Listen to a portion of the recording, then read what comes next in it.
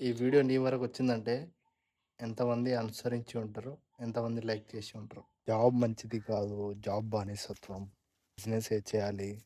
Family situations కానీ, friends situations కానీ, అతనుండే వాతావరణ అనుకూల పరిస్థితుల వల్ల కానీ, ఫైనాన్షియల్ ఫైనాన్షియల్ మేనేజ్మెంట్ వల్ల కానీ, అతను ఏం చేయాలన్నది అవి డిసైడ్ చేస్తాయి. సో వాటి ద్వారా జాబ్ నుంచి బయటకు వచ్చి బిజినెస్ చేసుకోవడమా, బిజినెస్ నుంచి బయటకు వచ్చి జాబ్ చేసుకోవడమా అనేది. జాబ్ వదిలేసిన ఒక 1 అవర్లోనే ఈ ఇబ్బందులు వస్తాయి. తర్వాత బిజినెస్ స్టార్ట్ చేసిన ఒక 6 డేస్లోనే మనశ్శాంతి ఉండదు. ఎందుకు రాబోయే ఈ కామెంట్లని మొత్తం పిచ్చిలేపుతారు జనాల్ని. ఎవరికి ఎక్కడ ఏ పరిస్థితుల్లో అనుగుణంగా వర్క్ చేస్తున్నాడో న్యాయంగా, ధర్మంగా, అది important. So end of the day అన్నీ సర్వీసే. ఆ సర్వీస్లో భాగమవుతున్నాడా లేదా అనేది ఇంపార్టెంట్.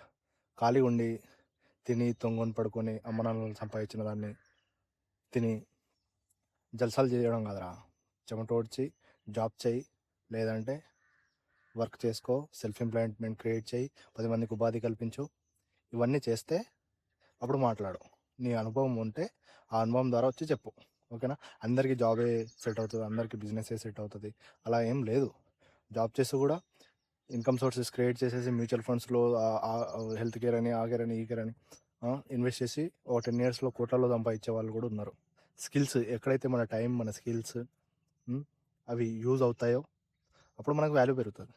సో మనకు వాల్యూ లేని చోట ఎప్పుడు అదే శాలరీ, ఎప్పుడు అదే అంటే అవును రాబోయ్, మన స్కిల్స్ పెంచుకుంటే వాడు శాలరీ ఎక్కువ పెంచుతాడు. అవును, డిమాండ్ చేస్తాడు, ఇంత మంచి ఎంప్లాయీని మనం పోగొట్టుకుంటున్నాం అని.